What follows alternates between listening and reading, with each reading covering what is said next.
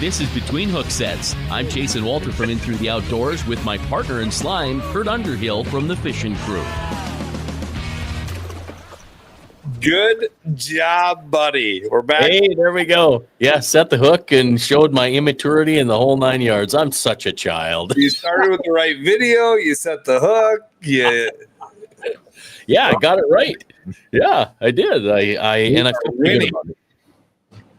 You know, I a little bit off today. This morning when I jumped on the radio here on 1300 KOLY in Mobridge, sorry, shameless plug. I don't know what my deal was. I was just off because I kept fixing long songs and fiddling around and taking care of endings and different things like that. And I just I'm like, I think it got here 4:45 in the morning, and all of a sudden it was 6 o'clock, and it was my show, you know, the whole cock-a-doodle-doo thing and good morning, and bam, there it is. So I've been kind of off, but I feel like I'm on the money tonight. You know what I'm saying to you? There you go. I think I got it, and I'm pretty pumped about the guest tonight too, because I kind of reached out real quick, see if he'd be on the show. And like, you know, we don't have anybody set up for Wednesday, so you know, how about jumping on the old program here? And he agreed to do it. So Joel's going to join us because we got lots to talk about tonight. This guy's got an interesting life, and he's kind of living the life of Riley, you know, doing the target walleye, target crappie thing, and all that. So can't wait to get his story. Yeah, I can't wait to get the whole background. And like I said to him, I said, have we met yet? And he goes, I don't think so. And I called you earlier. I'm like, I've met this guy, and I think it's with you, but I don't know. And I don't think I did, but we're going to meet him tonight. So we are. And we'll bring Joel in, and we're going to get to know him. Joel, how are you, buddy? I'm doing well. How you guys doing? We're doing great. Fabulous, man. Thanks for having me on. Yeah, absolutely. We had a little discussion prelim to kind of get to know a few things and realize that we didn't meet each other before, but, you know, kind of thought we did, or I thought we did. I'm like, God, we had to meet Joel somewhere. But you're not very long in this industry. 5.5 years, maybe. Yeah, that's crazy. That's Tom Wynn's short time, right? I mean, you and Tom Wynn hit the scene about the same time, and you're having great success, but kind of in different arenas, but in the same industry. I'm Tom Wynn without all the fame and all the giant walleyes and everything else that comes with Tom Wynn. I don't think I'm near as nice as him either. Yeah, right. Yeah, boy, I'll tell you what, isn't he hard to beat for nice? He's just he's a dude. That's all I got to say about it. He's awesome. He is. He's absolutely just bigger than life, and it's pretty awesome. But you know, I'm trying to remember my first introduction to your name, and I believe you were filling in on Target Walleye here, not too long ago, and probably July or August. Yeah, I went back to look because I was gonna. I like to pop things up on the screen, and I'll do that here in a second because I want an answer to this one. But you know, so I was looking for one because you know you had in there that you were filling in, and I right away I responded. I'm like, dude, this is really good. I liked it. You responded back, and I think maybe that's where Kurt. You know, he's like you really get enamored with certain people. And so you were one of those guys where I went, hey, this is a cool dude, and I like you. But let's pop up a picture and you tell me what's up with this. Oh boy, that is a number 10 finisher, and that picture's from Chris Feline and myself fishing the Minnesota Adult Teen Challenge on Madison Lake in southern Minnesota.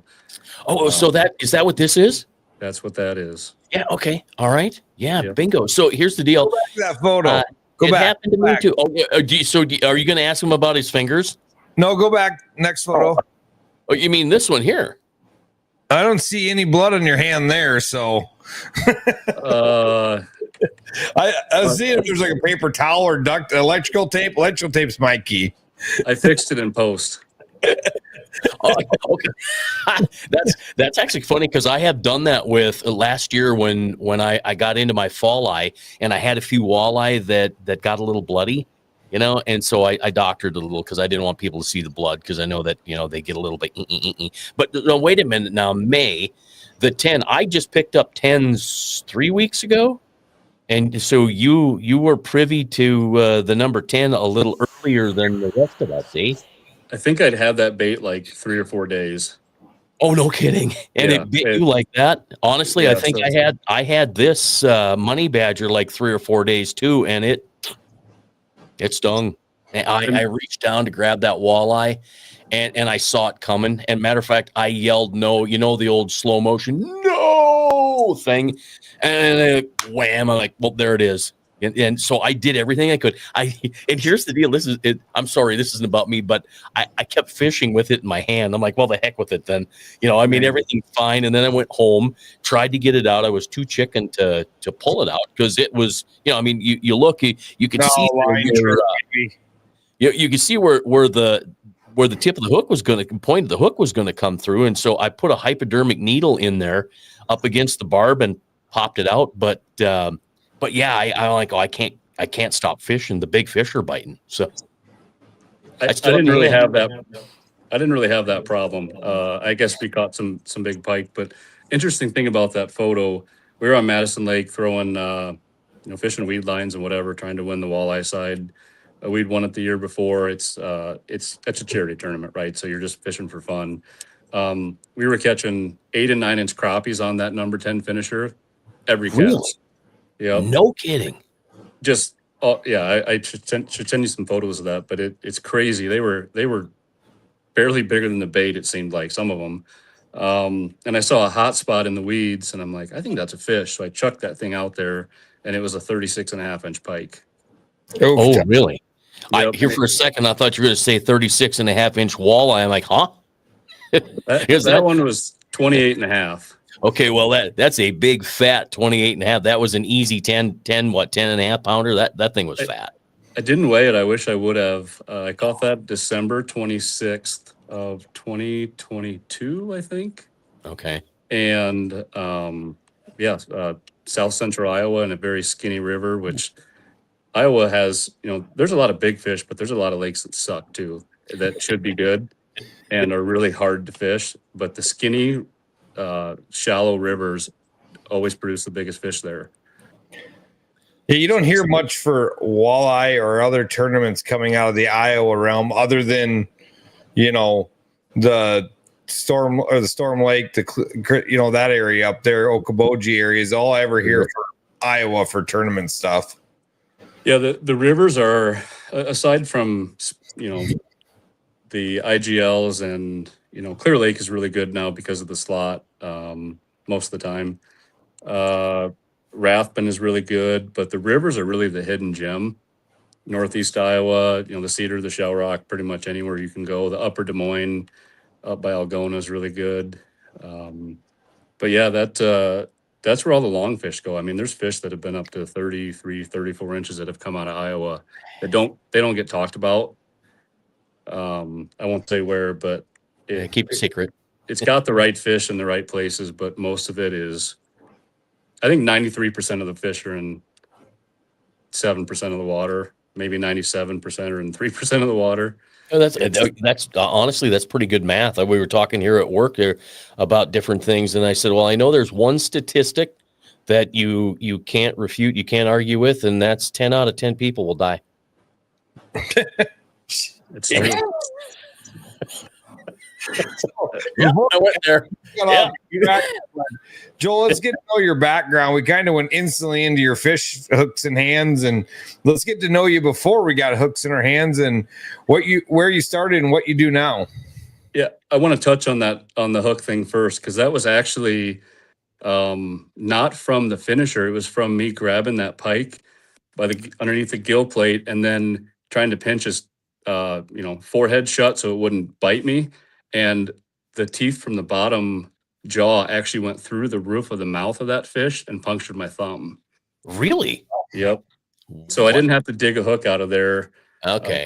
And up until about 3 weeks ago, I'd never actually been hooked until I was fishing a Clear Lake tournament, the Fall Classic, with Josh Jones from the NWT, and I took a treble to the finger and had to yank it out, and it wasn't that bad, really. The line it wasn't. gets out every time, no problem. I was blown away by how quick and easy it was. You just got to grip it. Did you look when because I don't think I could look and do it. Although I'm using a hypodermic needle, sticking it in my hand, trying to get the thing around the barb so I can pull it out. But yeah, I don't know. It kind of freaks you out when the whole 1, 2 and pull thing. No, you always go. So we're gonna go 1, 2, 3 pull, and you always go on like 1 or 2, so they don't know. Well, no, yeah, and then boom, it's over with, right? My wife got it in her hand. She's like, I don't know if I can trust you, and I'm like, this is what we're gonna do. I'm gonna go just hold here. She goes, I don't know if I can trust you. And I go, poop, and she goes, oh, okay, done. Just like that. Not that bad. So you picked up a camera, you said. So I'm popping up one of the pictures. You took some really awesome pictures, and the crappie picture was probably the best. And I'm a Money Badger guy, so I'm like, well, I'm going to choose that one. But yeah, so you started out as a kind of a freelance photographer, but what were you doing before that, before COVID? Before COVID, I was in the insurance industry. I sold life, home, auto, health, ended up doing a lot of health towards the end of that. And I didn't really pick up a camera until February of 2020. One part I didn't tell you earlier is that I'm a custom rod builder. So I was building ice rods, and we were working on getting retail stores. We were doing some work with Shields and some other smaller shops. And that started in 2016. And the whole reason I had an interest in photography was because we could not afford to pay anybody a crazy day rate of $1,000 a day to take photos. So I was doing cell phone stuff. That's really when it started.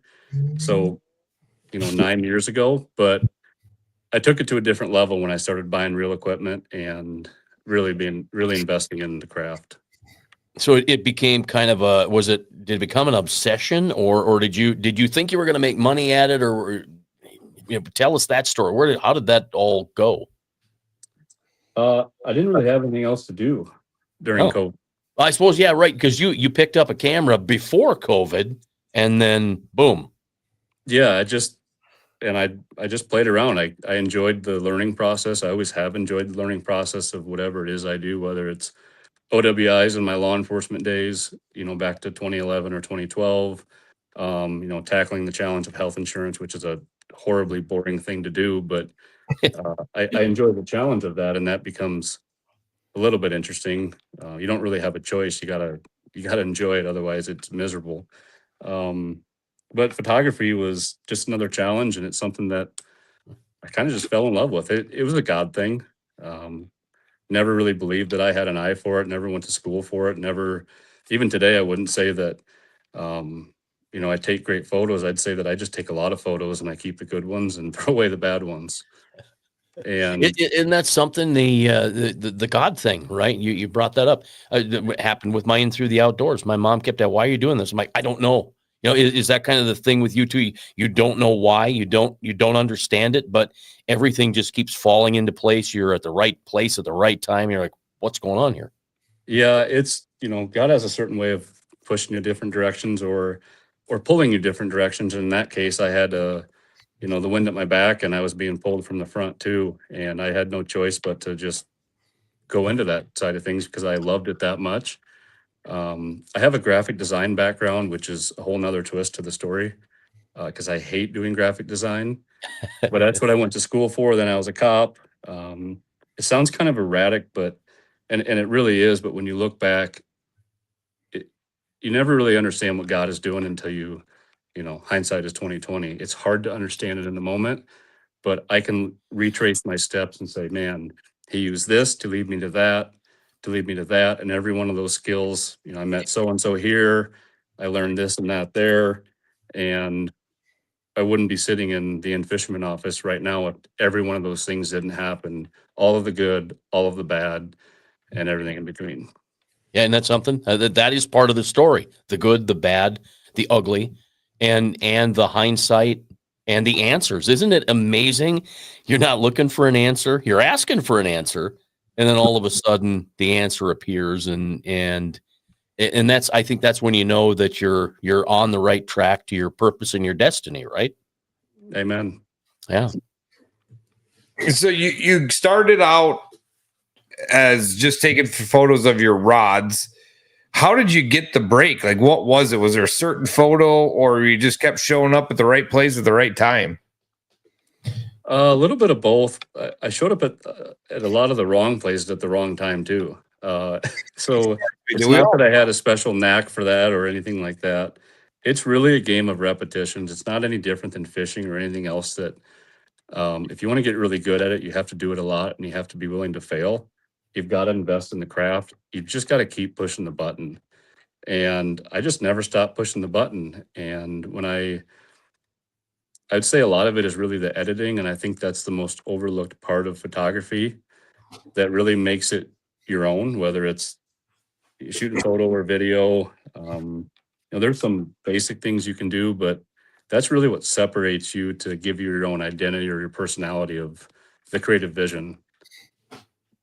Yeah, I mean, 100%. Especially nowadays, people overlook because you pull out your iPhone or your Android if you're chasing and you're living the Stone Age, and you pull out your phone, you take a photo, and it's pretty good, right? I mean, it's a pretty good photo, and people don't realize that when you do the photos you do or the photography you do, there's a lot of time spent editing. It's 90% of the work.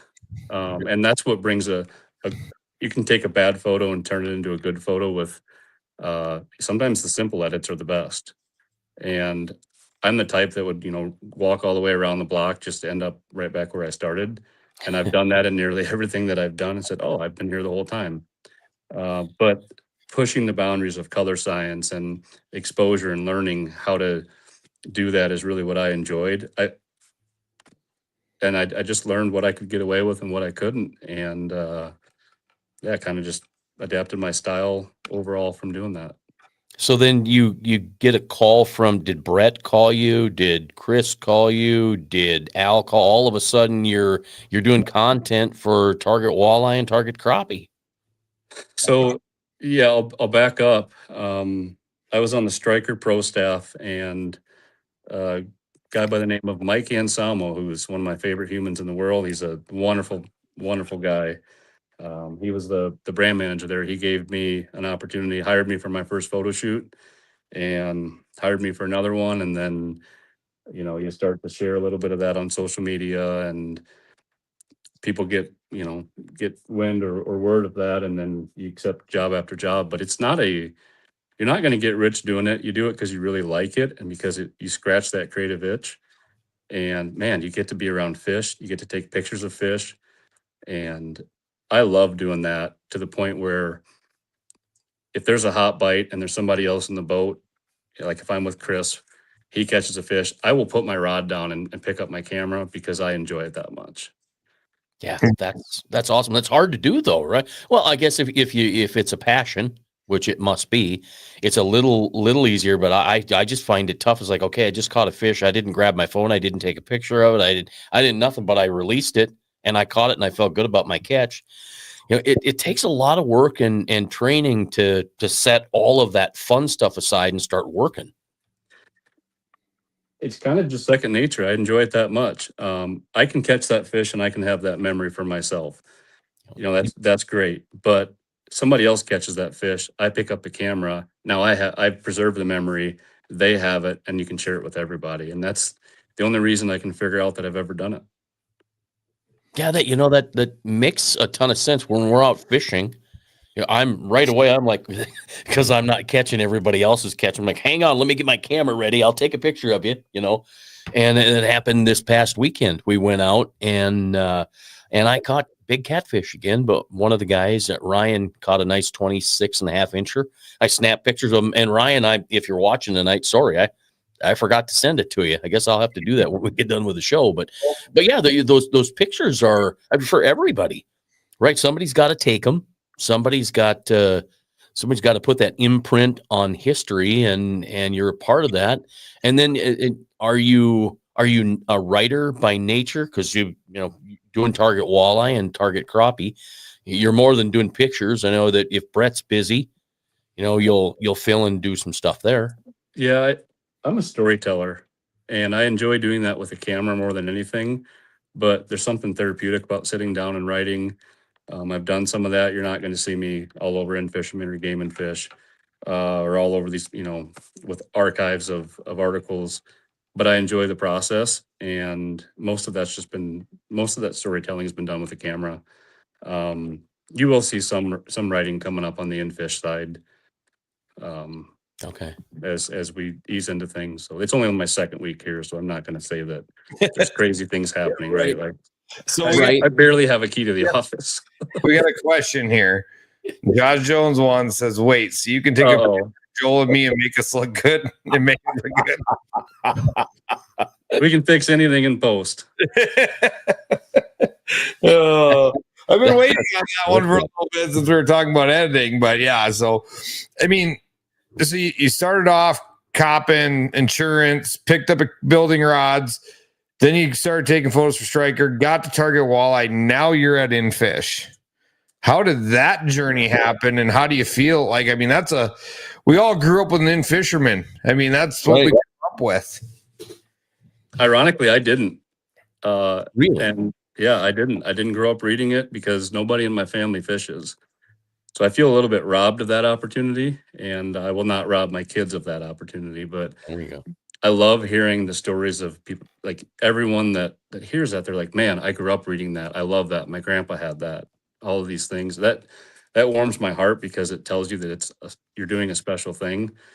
And I'm just blessed to be that, where God wants me to be and where he has me right now. And I'll be here as long as he has me here.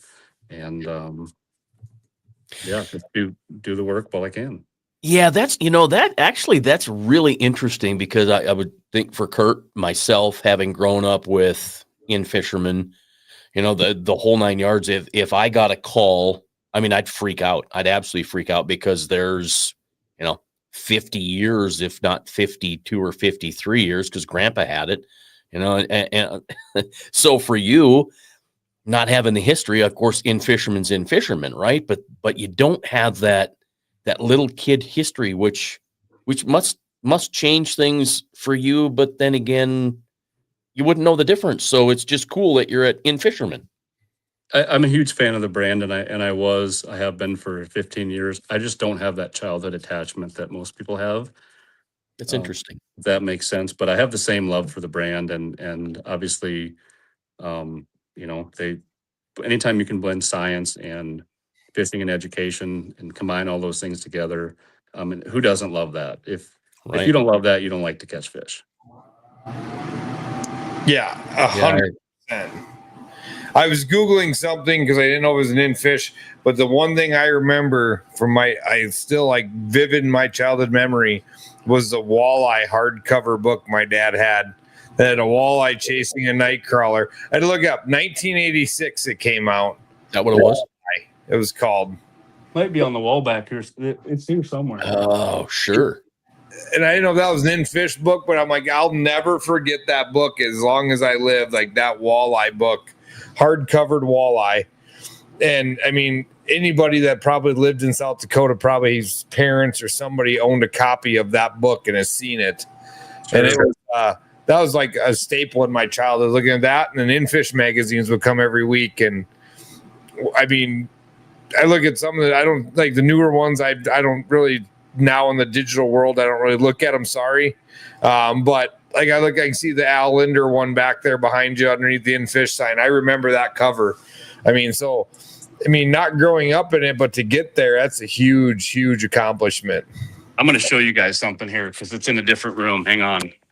We're getting a tour of the In-Fish. Oh, yeah, I love this. This is perfect. Let's take the tour. This is really cool. Whoops. Just bonked my head on a light. Bear with me. So not growing up with I don't have the nostalgia, but I have the same love for the brand. And a lot of that really comes from hearing the stories like you guys just shared, but also walking through here and then seeing some of the things that are on the walls. Like there's art everywhere, like Larry Topple. I mean, these are hand painted things that were all the covers, and it's just incredible.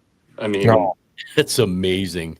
everywhere you look, there's a painting, and this guy. I mean, it's wild. Sorry, I'm getting distracted. Yeah. You know what? This is going to be the coolest part of the night. Is this little bit of a tour here? Like paintings all over the place, and the guy was unbelievable at what he did. I'm probably going to get lost in this office because I still don't know my way around, but there's a few other things like that's from February of 1978. A lot of these are magazine covers, calendars, things. I took the long way. Stand by. That's all right. We wanted you to take the long way. That's fabulous. There's some other things right there. I don't know if you guys recognize any of these, but yeah, I mean, that's all. Definitely. It's all done by Larry. He's just a phenomenal talent. Wow. Here is the cool part of this all. So that's the first In-Fisherman that ever came out. Oh, yeah. Which I don't know what the date is. It doesn't say. I think it's 1976 or something like that. But there's a whole wall of plaques. Look at that. It's just it's super awesome. All the way to, Larry Topple Classics. I mean, he is so talented, and I look at that stuff and I'm inspired. I love it. No doubt. That just so good. Take the shot of everything hanging on the wall again there. That's just way too much fun. Look at that stuff. That is so cool. I'll try to. Sorry, am I sideways or do I need to put my it doesn't matter. It doesn't matter. This is a view that we all don't, none of us get to see this, right? Look at that. I'm just like flashback of childhood looking at half of these magazines that I've seen before, Remember these covers. Look at that. That one is from, what is the date on that? It doesn't say, but, an old original Rapala. It's just awesome. There's Al with a whole stringer of bass. The old green box in there. Yeah. One more room here somewhere that it's got a bunch of Larry's old stuff. I'll save you guys the time of having to run through it all because I'll probably bump into more stuff that I don't know is there. But what an awesome surprise! We get to take a little trip through the office here. Look at that. Wow. I mean, it's unbelievable. I wish you guys could see this stuff in real life. It's incredible. Oh, it's great right now. Just the way you're doing it. That I'm just tickled pink that we get a chance to do Bemidji, I think, and take a peek at this place. What's that? So we're going to come up to see it in Bemidji and take a peek at this place in person. Wow. Come on over. It's in Brainerd, but not too far away. Brainerd. Brainerd. Okay, yeah. Bemidji, Brainerd, yeah. Look at this one. Oh, look at that. Oh, yeah. Now I've seen that one. I've seen Actually, I've seen there's so many of them that look familiar. I mean, because it was right there. All those pictures are part of our lives. It's crazy. Yep. Here's one more for you. This is a room with all of Larry's old calendars and oh wow, just stuff that if you haven't old like In-Fisherman calendars, moon phases, peak times, like that's a hand painted piece. Look at that. Yeah, Larry was something else, right? I mean, just did amazing work. I can't even draw a stick, man, and look at that stuff. Yeah. Wow. How he made that In-Fisherman come to life with the color and with his artwork. I think is probably the most amazing part. Yeah, it's pretty cool to see. So. Well, the one picture that I had in my head was the boat with In-Fisherman, and I found it quick. And while you were walking through the hall, I was able to pop it up real quick. The facts of fishing thing, and and then the In-Fisherman, the boat. It is really fun. This is a fun nostalgic trip. I appreciate that you got up and started walking around the office. Yeah, I'm just me here. Hey, I think I found, is this the Nightcrawler photo? Oh, there it is. Nope, that ain't the one I was That's not the thinking. one. Nope, here, I let me don't see. know. I don't think I've seen that one. Let's see here.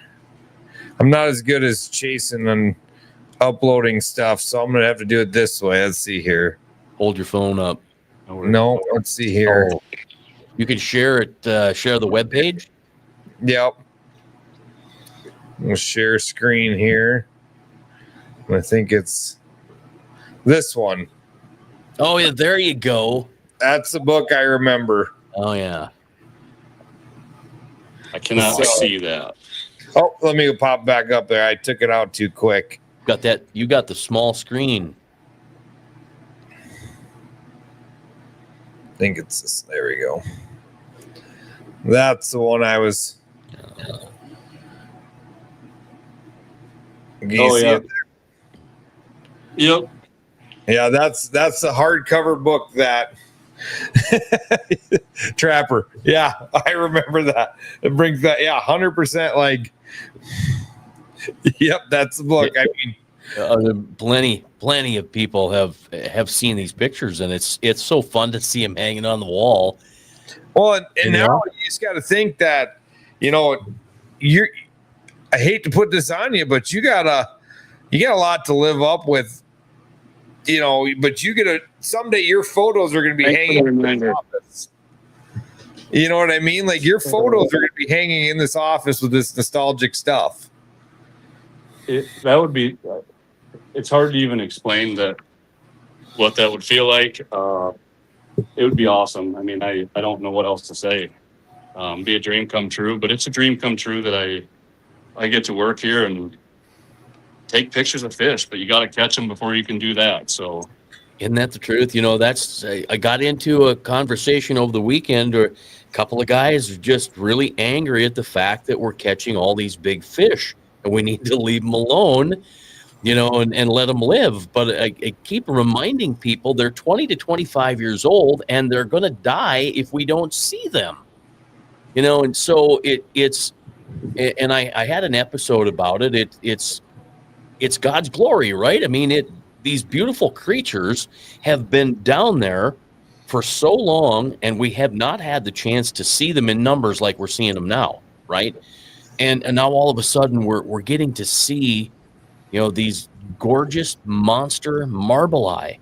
And I truly think we're in one of the very luckiest times to be able to see these fish.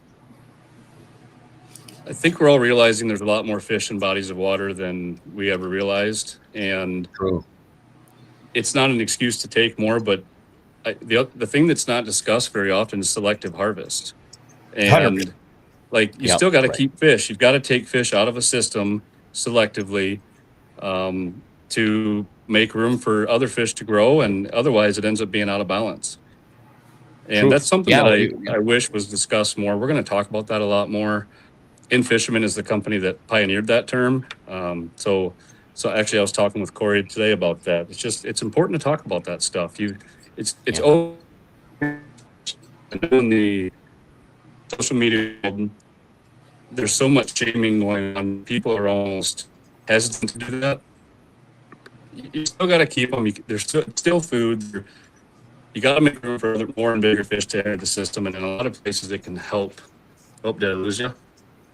You're kind of cut. I think your signal is still out in the hallway. It's working its way into the room. Little crappies, little crappies. I tell you, what a fun fish to catch. I haven't caught a ton of them, but Yeah, I mean and that's just the thing. Like we were, you got like our biologist. We've had Mark Finslaw. We're going to have him on again this winter. Do our little biology tour this winter with our biologists, and they want these fish to come out of these lakes. We don't need to keep all these fish in these lakes. We have to have some mortality rate for fish to grow. I got a stock dam my buddy has, and it's overpopulated. It's got way too many fish in it, and they're all stunted because of it. And we're going to have to do some work on it this winter to clean it out. He's back. I'm back. Sorry. there it is. right. and proud. Remember what you were saying. That's the $1 million question. I do, yeah. Selective harvest, something that we need. Everybody needs to be talking about that more and more. The focus right now is lakes are getting fished out because the fish are getting caught too much, but it's not a bad thing to catch fish. Like, it's okay to take a few walleyes. It's okay to take your limit. Now, you've got to be a good steward of that resource, but part of being a good steward is actually keeping fish too. And that's okay. And don't let anybody else shame you otherwise and tell you otherwise. Yeah, I agree. And I 100% agree. And that's why I tell everybody, like, if our biologists and game fish and parks were worried about these big fish being caught, they would have put regulations in already. You know, true. And sometimes I'll be the first one to admit, and I've said to them, sometimes they act too late, right? The problem's already happened. I mean, we can talk deer, we can talk anything, right? Sometimes they're late to the game. They mismanage. It happens. Mother Nature has their own plan for things. 2011 flood in Pier. Imagine if the 2011 flood never happened, we probably would have been same old Lake Oahe growing 10, 11, 12 pounders. But until we dumped them smelted, so many people, including myself, were mad about. Then the lake herring blew up. Now we're growing state records in the body of water. So Mother Nature had her own plan for this thing. And now we're, and our game fish and parks has finally, because of the Walleye Coalition, got involved stocking fish. They realize it works. When they look at Lake Oahe and say it's too big, putting 2 million walleyes in ain't going to do nothing on that reservoir. Well, we found out it does. Like we said, just try it. Give us a trial run, and it's going to, and then tell us it doesn't work after that. And we'll tell you if it does or doesn't. We know it does. And if 10% of 2 million make it, we got a lot of fish. No doubt. If 10% of them have fish, it just spirals. 10%, a little bit of 10% every time goes a long ways. But you have to harvest these lakes. You have to take fish. And we look at lakes that, we can pick on, Mille Lacs up there, how they've regulated that thing almost to death. They have other things in there that factor on non-game fish or non-Minnesota DNR can't regulate. But that lake has always been up. There's zero walleye limit down to, it's had everything. And there's as many fish in there as there ever have been. The place is chock full of walleyes and perch and smallmouth and anything else that swims. But they don't bite that well these days, but that's because there's so much dang food in there. Right. That's problematic. Yeah. I truly think we're having that issue on Lake Oahe. The last weekend I went out and fished 7:30 to 4 o'clock, and I don't think I ever once saw one picture without bait balls, bait clouds, bait everything, everywhere, all day long. And I don't know that I've ever seen that much bait hanging out in a system. It blew my mind. And it came down to the fact it was like, well, no, we're just not going to catch anything because they're not hungry. Matter of fact, I think they're so full they don't feel like reacting to anything either. We got a comment here. So it says, what's happening, Jason and Kurt? What's happening, Roomy? Don't forget to bring me Rubens, bro. Oh no, a Reuben. I can't. That's Chris. And Chris, I'm not bringing you a Reuben tonight. I got pizza. Why is Chris making you bring food? All we heard about when he was on is how great a cook he is. He is a phenomenal cook, and he's got a servant's heart. No doubt about that. I love Reubens. He loves Reubens.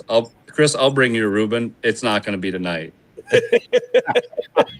It's not going to be a gas station Reuben, is it? No. I mean, maybe. It just depends. We'll see how nice he is during the show. Yeah. So do you guys like Runza then? If you like Reubens, I can't do a Reuben. Runza? I've never had one. Oh, you haven't. So you've never been in Nebraska then? Thankfully not. Okay. Well, No, here's just the deal. kidding. I'm only about an hour and a half from there, but One day you'll I've be only there. recently started eating Reuben's, and they have a really good one in Nisswa at the Main Street Ale House. It's phenomenal. So I'll eat there like 4 nights a week when I'm in town. Oh, wow. So And Chris now tells me you're- no every single time, but tonight he must want a Reuben because he knows I'm tied up. Thank you, Christopher. So now that you're with In-Fish, you've been there 2 weeks. Like, do you already are you got some creative flow to come up with your own concepts, or do they got projects you're going to work on? It's kind of a cool position because what you're going to see from In-Fish is not like what you've seen in the past. There's a real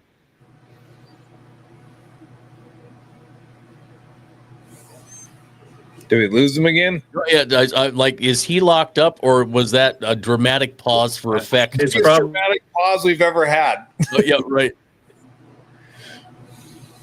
on your end, maybe, but not on mine. Oh, We that got better? there. So you said In-Fish is gonna have. We're not gonna see what we see in the past. That's kind of where we lost you. Hang on a sec. Maybe if I can move my phone a little bit, it might fix things.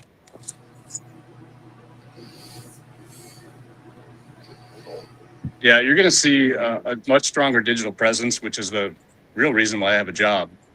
Kind of been given creative freedom within the boundaries to go out and create and to get in the boat with people, to shoot a lot of reels, shorts, a lot of video stuff. This morning we were out right behind the river here and shooting a show with Doug Stange and Rob Newman on catching red horse, which I think is super cool. And running through that whole thing, I shot the behind the scenes photos, just kind of hung around on the bank and watched them do their thing. So that'll come out in 2026. Tomorrow I'm going on a shoot to a lake north of here to catch crappies, and then we'll shoot another TV show on Friday. So you're gonna be absolutely busy. Like, no open dates on the calendar, right? Dude, I get to be in the boat. I get to run a camera. I get to be around fish. I get to save all the waypoints. Like, bring it on.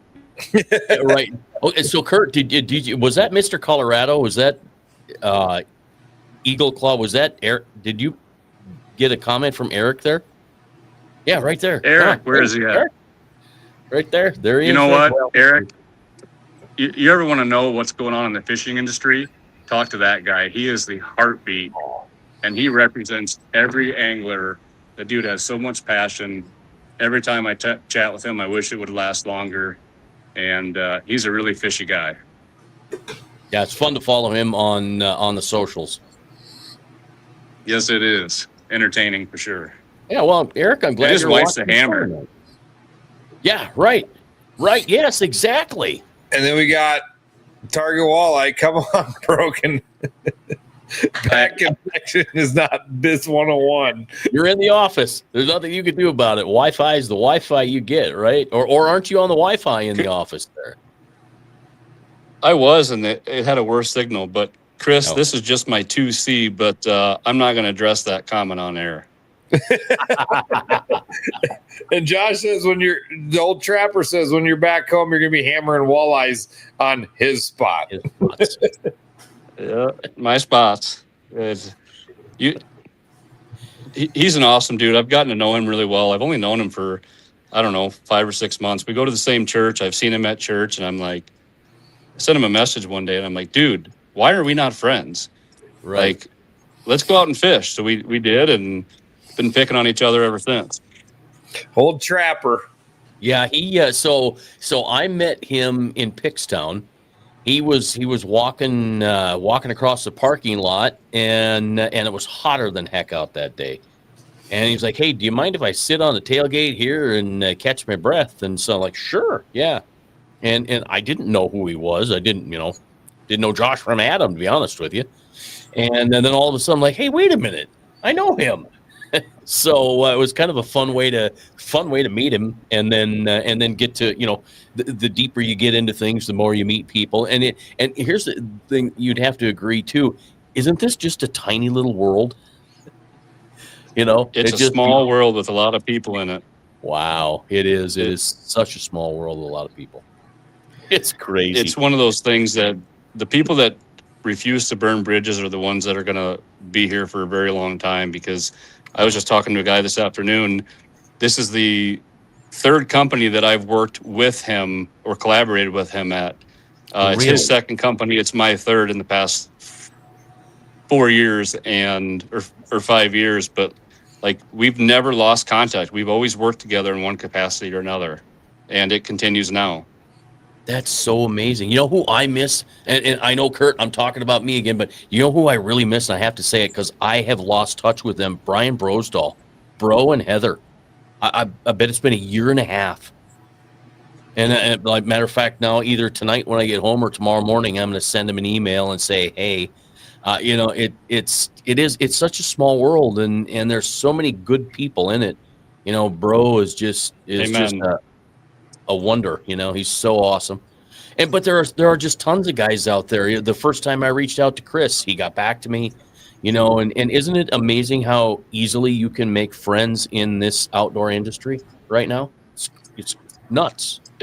So funny story about Chris, as we're talking about content creation on, tonight, I met him on a photo shoot on Lake Vermilion a couple years ago. That's how we became friends. We've been hanging out ever since.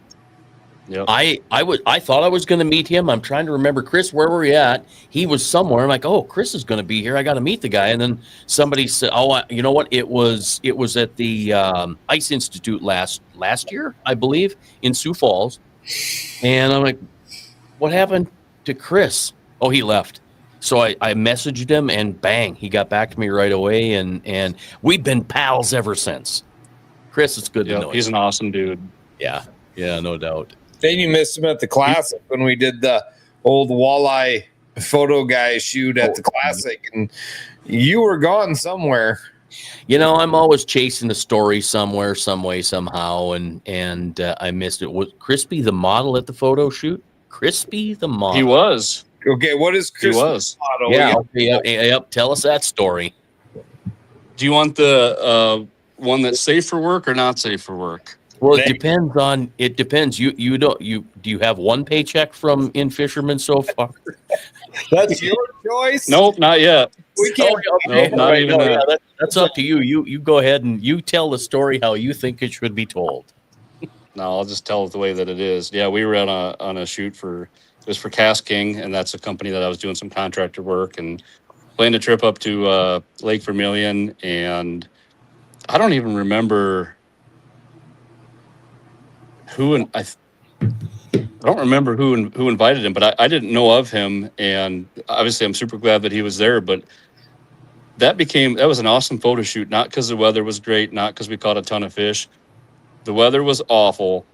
We got rained on every day, multiple times. I cannot even count the amount of money that I lost in camera gear, from batteries to microphones.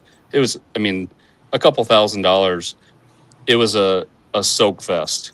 But we had a great time doing it. We had a shore lunch. We fished hard. We had great fellowship, and yeah, honored to call him a friend and a brother in Christ. So how much do you get to hang around Al at all? Do you spend much time with Al? Do you get to see him? Do you see him in the office if and when you're there? Chris gets to hang out with him a lot more. I had lunch with him this summer. We went out and I had the chance to jump in a boat with him for about 10 minutes to look at some electronic stuff. But no, I don't see him a whole lot because he travels. But hopefully when I'm up here more often, we'll run into each other. And yeah, he's amazing. Like, everything you hear about him is true. That's good. That's good. It's so cool. I not had a chance to meet him in person. Kurt, have you? Way back in the day, PWT days. Oh, wow. Way back when I was a kid, PWT days. So it's been a long time. I've talked to Ron on the phone. Ron called me years ago about the Gov Cup. I can't remember what year it was. My phone rang and he told me it was Ron Linder. I about flipped over. And he was filling me in on the third Governor's Cup where 0 fish were caught. And he was there, Ron and Al and Babe and all the whole crew, and no fish were caught in 2 days. So, yeah. But I met him when I was a kid, way back in the day. Like I said, PWT era. I mean, That's cool. I'm 40 years old. I don't know how old you are, Joel. I know I'm younger than Jason, and I'm the old guy in the room right now. I've been in this industry my entire life, and really heavy in the last 18 years being in the industry. But yeah, so I'm the old guy in the room with the. That doesn't happen very much, and I can say I'm the old guy in the industry in the room. Yeah, but it's pretty cool. It's seniority. Yeah, right. Yeah, it's pretty cool for all of the people that I've met over the last 4 years, and I'll go somewhere, I guess, even if we're at the Bassmaster Classic, and I'll run into somebody, I'll introduce them, and they're like, "Oh yeah, hey, I remember your dad went." I'm like, "Huh?" and then boom, it's just like it was like Brian Brosdahl and Heather the first time we were together. And I'm like, wonder if these guys know each other. Oh yeah. Oh, they've got stories to tell, and which is really cool because that just goes to show you what the industry's like and the longevity of the people in it. Good people get to stay. Yeah, and it's not that hard to be in here and be successful, and it's a heck of a lot of fun. You just got to do the right thing, treat people well, be honest, be fair, and enjoy your job, and that's the secret. That's the common denominator, and if you keep doing that, you'll hang out and meet people that are similar and like-minded, and that's you grow your network one introduction at a time, one handshake at a time, and pretty soon you end up knowing everybody because everybody knows everybody. Yeah, isn't that crazy? I remember when I first started doing my In Through the Outdoors, Jeremy Smith did a lot of stuff with me. And I honestly couldn't believe it. And then he got kind of busy, and I backed off and I let it go. Joel Nelson, I just started meeting awesome people. Then I started with Aglow. And do you think you'll do Aglow, or are you a member of Aglow now? I'm not yet. I was going to go this fall. I just it was too much at once, and it was another few days at the end of another trip. I was up here actually shooting some stuff. And so I didn't make it, but I would like to be a part of that at some point. It's a good group of people. Joel Nelson sits down, plays the guitar. Like, huh? Really? And he's a talented dude. Pardon? Joel's a super talented dude. Yeah. Oh man, just unbelievable. Oh yeah. You know what, Jim? See, I know of Jim. I've heard of Jim, but boy, maybe we need to ask Jim to be on the show, Kurt. Joel, do you think we could get that to happen? Sounds like Chris. Yeah, I think Chris could maybe help us there. That would be it. It's fun to get nostalgic, and go back. We had Jim Randash on and said some of the great stories. We're gonna have to have him back on this winter because it was a ton of fun, But and here's the other crazy thing. You sit here and talk and you just have a conversation, and we're 53 minutes into this thing already, and it feels like we've been talking for 5 or 10 minutes. It's crazy. That's what we love about fishing. When you can talk for hours and not even know it, right? Yeah, it's so cool. So, well, I'm not going to forget the trip around the hallway there, the trip around the office. That was highlight of my night, probably highlight of my October at this point. That's cool. That is so cool that you took us on that, and that you were actually there to do the podcast and then take us on it. I thank you so much. It's just awesome. Yeah, I was here all day. We were shooting TV stuff this morning, and then had some office stuff this afternoon, and I killed maybe an hour and a half behind. So this office is on the Mississippi River, right? It's right on a bend. It's riverfront property. You walk like 100 yards, and you can catch 4 and 5 pound smallmouth for as long as you want. And they're there. I actually did that the morning of my interview. I caught a 6-pounder like 35 minutes before my interview. Got blood on my pants. Sent a picture to Corey. Yeah, it was like the biggest smallmouth I've ever caught, or close to it. I didn't weigh it, but I would have guessed it was 21 and a half, 22 inches. And wearing my interview clothes, wearing my waders, I walk into my interview 3 minutes away. After my interview, I put my waders back on, walked behind the office, and caught another 15 fish. It's just, I mean, I think that was the interview. I don't even think if you don't put fish blood on you at in-fish interview, like I don't think you're getting the job, right? Like, if you say, hey man, I got blood on me from fishing out back, like you're probably not the guy to work there. that's fair enough. You know, we have a little bit of time left, and it just popped into my head. We always talk about target walleye. Oh, here we go. It was 2.4. 2.4. And the truth comes out. Jolly, you don't even want me to start talking about the truth on that trip, so you better pipe it. Oh, I love it. I love it when people get into it, you know, and when it's meant to be. Yeah, Eric, isn't that true? When it's meant to be, it's meant to be. Talk a little bit about target crappie, because that really should just be a topic and a discussion someday, because we're all about walleye, no doubt about it. But target crappie, talk about that a little bit. Yeah, so Brett Jolly, the guy that's jabbering behind the scenes over there talking smack, you need to have him on the show. We do. Have you ever had him? I don't think so. No. As a matter of fact, we need to have Eric on sometime too. Yep. So Jolly lives down in Texas. He just finished, I think, his 4th year fishing collegiate bass, graduated to get married soon. He's a guide. He's running target crappie now. I can't do both just because of the nature of the job at In-Fish. So I had to step away, but he's the heartbeat of that right now. And everything you see is going to come from him. He just lives it. He breathes it. He's a fishy kid. He's hilarious. He's one of the most polite people I've ever met, unless he's riding in your truck, and I'll leave that there.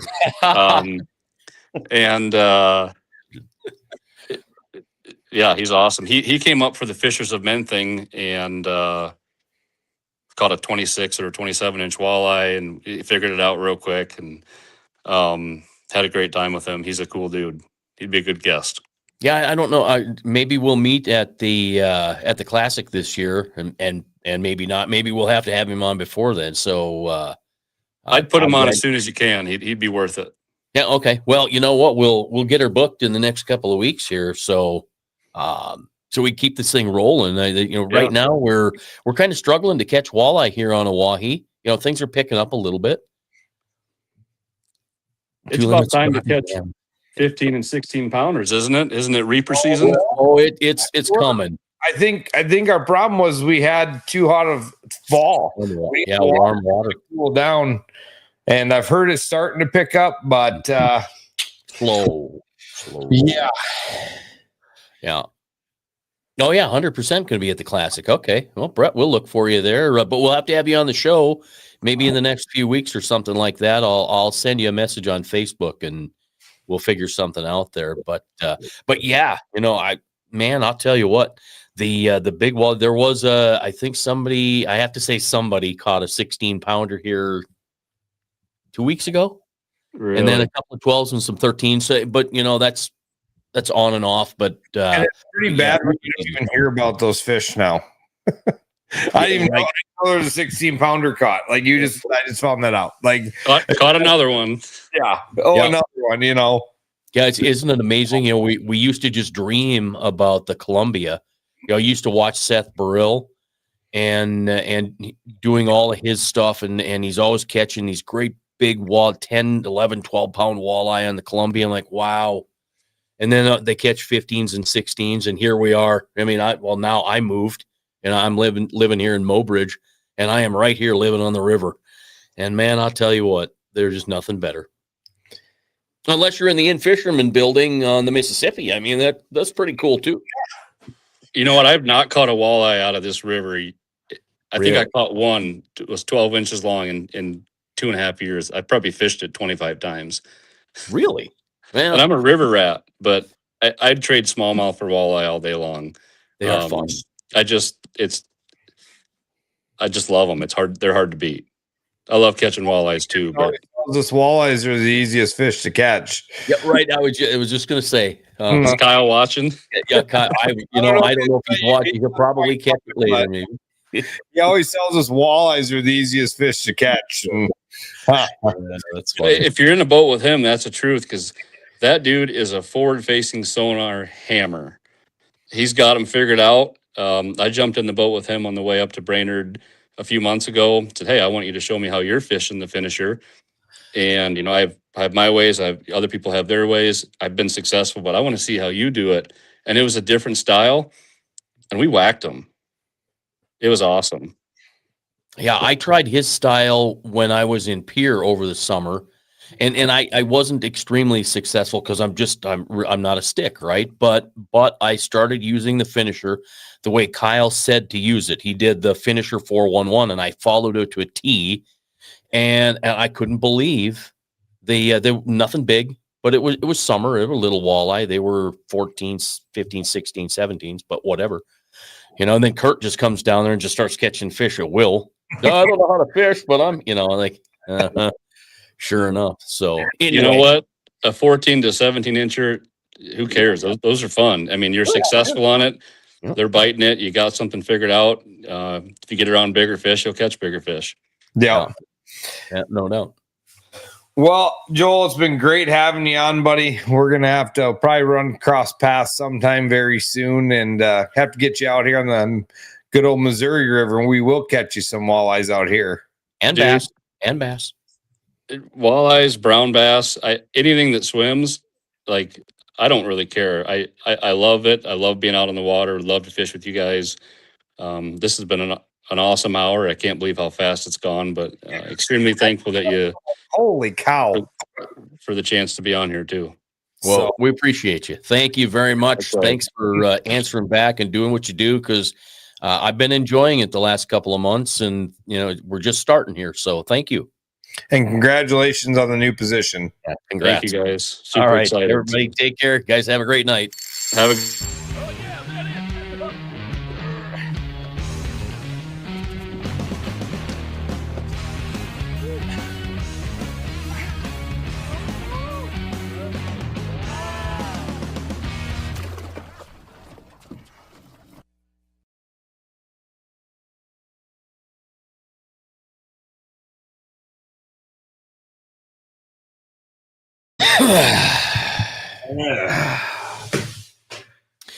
Excellent. Well, if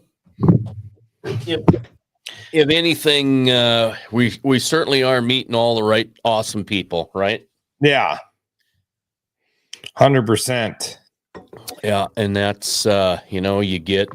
That's I thought it was great that Joel agreed to be on the show before he got his feet too wet with In-Fisherman and was too busy to have time. So it's great that basically I think we're the first ones to have him on for the most part. So yeah, I don't think he'll get. I think, dude, anymore. I think we're getting to the point where nobody's too busy. Yeah, right. I don't, like with Brett and I've always wanted to reach out to Eric and have him on. But I just like, well, I don't know if he'd want to do it, but he was on the show tonight, by God, so he knows who we are. So I'll reach out to him and Brett and make it happen. And the cool thing is everybody, everybody's just connected some way, somehow, whether it's Kyle Peterson or Dan Spengler. And I still got to get Dan on the show. He's gonna, maybe this winter, if things slow down, he can chat with us, because we gotta have the guy on. He's got a great story. I'm telling you right now, we're gonna have to do that one in person, and I'm gonna have a shock collar on you. Whoa. Come around, Brian. Come around. That's funny. That's hilarious. Come around. Oh yeah, that's. We're still live, by the way. What? We're still live, by the way. What? We are? You didn't end the stream. Okay, goodbye.